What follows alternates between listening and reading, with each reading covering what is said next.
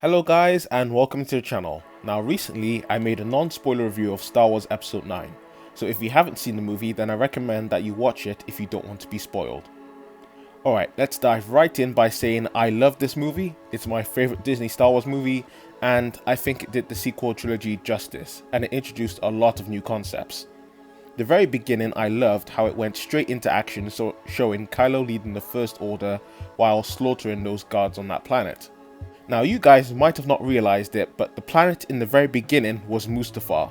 The same Mustafar that Anakin and Obi-Wan fought on. The same Mustafar that Vader's castle is on. Now I'm not just making this up, this was confirmed quite recently in the Episode 9 visual guide. I thought that was a nice touch as it's a callback to both the prequels and Rogue One, and it makes sense as to why there would be a Sith Wayfinder as the planet once belonged to Darth Vader, Kylo's grandfather.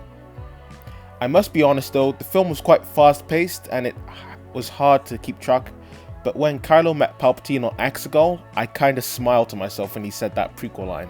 The dark side of the Force is a pathway to many abilities some consider to be unnatural. But what confused me obviously was that how was Palpatine back? I mean, when I first saw him in that scene, I didn't mind that they didn't explain it. I thought they would later, but they didn't. And that bothered me slightly because we're supposed to assume that he somehow survived his fall and explosion of the Death Star. However, he does mention that he's already died, and given that he seemed to have fingers missing and really just looked like a corpse, I guess the best assumption we can make is that he died from the fall, but his body was retrieved and later resurrected before the Death Star's explosion. That's just a theory anyway, but they should have explained in the film as well as something else which I'll bring up later. Moving on, I absolutely loved Leia's role in the movie. They made her a Jedi trained by Luke and the new master of Rey, and I thought that was really cool, especially since J.J. Abrams only had a few scenes to work with. It also allowed Rey to fully progress in attaining the Jedi status, and the training drill scene I thought was very well thought out. Rey seemed to have finally got proper training in the Force and with a lightsaber, unlike how Luke only taught her basic things in The Last Jedi. Her skills seemed tuned and refined compared to how they were in the last films. Anyways, next, I felt the main cast were properly connected in this film. Most of the dialogue and interactions felt natural, and I like how you can see the friendship mainly between Finn, Rey and Poe, and even C-3PO throughout this movie. Actually, I was pleasantly surprised that C-3PO got to be involved in the plot quite a lot, with the Sith translation being stuck in his head. Everyone had chemistry in this film, it was all there and they all played their role. The film also had its moments where Rey and Kylo are having that tug of war with that ship and then she destroys it with Force lightning.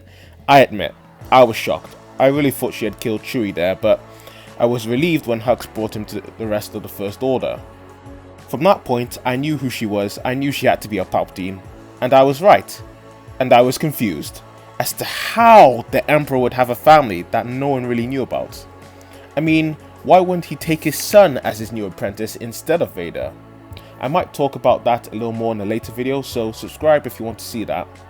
Nevertheless, that does explain as to how she's so powerful in the Force. They also explored Rey's and Kylo's connection in the Force. They're what's called a dyad, a rare Force bondage between two Force sensitives. The fact that the dyad still existed after The Last Jedi contradicts what Snoke said about being the mastermind behind their connection. The dyad also allowed them to teleport objects to one another, which I thought was weird and new, but the best thing that came out of it was their dyad fight. I thought it was really well done and a fresh take on lightsaber dueling. It was fast paced and more akin to the prequel and original trilogy style of fighting. There was technique. But what really took the spotlight was Rey and Kylo's fight on the Death Star ruins. The way the fight progressed was similar to the Mustafar fight in Episode 3, with the fight constantly moving to different platforms. In reality, even the setting of their fight was a nice opposition to Mustafar, with Kylo and Rey surrounded by water, whereas Anakin and Obi-Wan fought surrounded by fire. Not only did the pair use their lightsabers in the fight, they used the Force in their attacks as well. I would probably say it was the best fight in the sequel trilogy. I mean, before this film we only had one in Episode 7, because Episode 8 didn't have a proper lightsaber duel. Now, focusing more on the end of the film, the stuff that happened on Exegol, the rise of the Final Order, Kylo and Rey confronting Palpatine, I liked for the most part. I loved how the planet of Exegol had Sith ruins, and I hope they're explored in maybe an old Republic movie or something. That's a hint, give us a Revan movie, Disney. Now, one thing that confused me a lot is who the people in the stadium were chanting for Palpatine. At first, I honestly thought they were a new generation of Sith, but I did some digging and found out that they were just Sith loyalists. They can't use the Force at all. They just want to preserve Sith tradition. The whole faction of people in Exegol are known as the Sith Eternal. They were an organization who sought to bring back the Empire and the Sith to rule the galaxy. Now, somehow, over the past couple of decades, they have managed to build a whole Sith fleet of new planet-killing Star Destroyers and trained all of Exegol's population to be Sith troopers or participate elsewhere in the Sith Eternal. Now, judging from the beginning of the movie, it seems the Sith Eternal had intended for Kylo to actually become the new Emperor from the very beginning, ever since Episode 7. There's nothing else really to say about the Sith Eternal. I think they were a great faction in the movie alongside the First Order and served as a big threat to the Resistance. The very final battle of this movie I really enjoyed. I love seeing Lando bring a whole fleet of ships to help aid the Resistance in the last minute, and if you looked quite closely, you can see the Ghost, which is the ship the main cast in Star Wars Rebels used, and I thought that was a pretty neat detail. One thing I missed in the movie was a mention of Ahsoka, which was confirmed to be in the film somewhere. If any of you guys know where in the film she was mentioned, leave a comment down below. Despite Palpatine's resurrection not properly being explained in this movie, I have to admit he played a very strong villain in this movie. His decaying appearance in the majority of this movie was nightmare fuel. He was basically a corpse. Even though he was arguably weak and defenseless, having to rely on life support to move around, he was still able to use his cunning and strategy to convince Kylo not to kill him, and conceive an entire new empire in the shadows. When he eventually drained the life force out of Kylo and Rey, he became an even bigger threat. Remember that time Starkiller pulled down that Star Destroyer from the sky in the Force Unleashed games? Well, Palpatine basically went above and beyond and took down an entire fleet with the shock of his lightning. The film then made it clear, however, that this wasn't just your ordinary Palpatine. In fact, he carried the souls of every Sith Lord who had came before him, similarly to how Rey in the end would carry the life force of all the Jedi. In the end, Rey would kill the Emperor by deflecting his lightning back at him. Maybe Mace Windu's life force had something to do with that, but anyway, the Emperor was finished. Now, I know some people may be conflicted over this part and angry that Rey killing Palpatine ruins Anakin's story, as he was prophesied to be the one to bring balance to the Force. To be honest, I don't think it does, and I think Anakin still fulfilled his prophecy because he still managed to kill the Emperor, destroy the Sith, and restore balance to the Force. Palpatine mentioned in the film that he died before. He also played a part in destroying the Sith again in this movie by giving Rey his life force. Now, it's implied in the movie that the majority of the Jedi's life force came from Anakin, as he spoke the most to Rey out of all the Jedi. But either way, Rey and Anakin still played a role in destroying the Sith.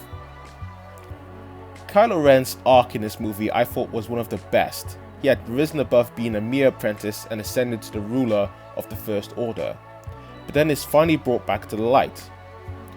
He was finally able to be redeemed by a combined effort of Rey saving him, Leia giving her life to contact her son, as well as the mysterious reappearance of Han Solo. Now, I think that Han was merely a memory from right before Kylo killed him, as you hear him repeat a couple of quotes from that film. It would also explain why he suddenly disappeared after Ren throws his saber, as there's no memory after they both grip his hilt in The Force Awakens. Ben finally using the Skywalker lightsaber in the end I thought was a nice touch, and I thought truly symbolized his true acceptance as a Skywalker. At the very end, Kylo seemingly gives up all of his life force to bring back Rey from the dead, which killed him, which in a way I thought symbolized the passing on of the Skywalker power and mantle to Rey, and that further made sense when she adopted the Skywalker name at the very end of the film. Even her lightsaber was a representation of it, as before it ignites, there was a little light below the emitter which turned from green to blue to yellow. It is highly possible that Rey may have taken the crystals from her former master's lightsabers and somehow combined them to make her own. Let's probably move on and discuss the problems I have with this movie. Number 1 being the Knights of Ren. They literally just died in this movie. I mean, after seeing them in episode 7, it looked like that at some point they were going to be properly explained and play a role in the plot, as the new set of villains. I honestly feel like they were wasted characters, who could have been really cool. If you look in the visual guide for episode 9, the Knights of Ren are supposedly a new breed of Force users, who specialize in certain areas and have unique traits. I mean, we've even learned recently via comic that they've existed for longer than Kylo Ren. I feel as if some character development and some actual dialogue between the Knights and Kylo in that movie would have made it so much more interesting when the then redeemed Ben Solo would go on to fight them. They also weren't the only ones who I felt were slightly wasted. The Emperor's new royal guards in the film, I think they're called the Sovereign Protectors, should have not gone down so easily, especially since they're supposedly the best of the best. A neat little Easter egg here as well for any Star Wars Legends fans is that the Sovereign Protectors are named after their counterparts in the Dark Empire comics, who also serve the Emperor post Return of the Jedi. There was a great lack of explanation with a lot of things such as who Snoke was, how Palpatine's back, how did he build a new empire on just one planet, how come we didn't know of Palpatine's family. So in conclusion, The Rise of Skywalker is the most unique out of all the sequel trilogy films, and does something new and risky, which I felt ultimately had a massive payoff. But with quite a few mishaps along the way, overall it was a great movie. I would probably say it's my favourite Disney Star Wars film. If you guys want to see further breakdowns and explanations of episode 9, click in the top right to let me know what you want to see a video on. Well guys, that's it for now. If you enjoyed the video, let me know by dropping a like, and consider subscribing to be updated when that video you voted on comes out. I hope you guys enjoy the rest of your day, and see you soon.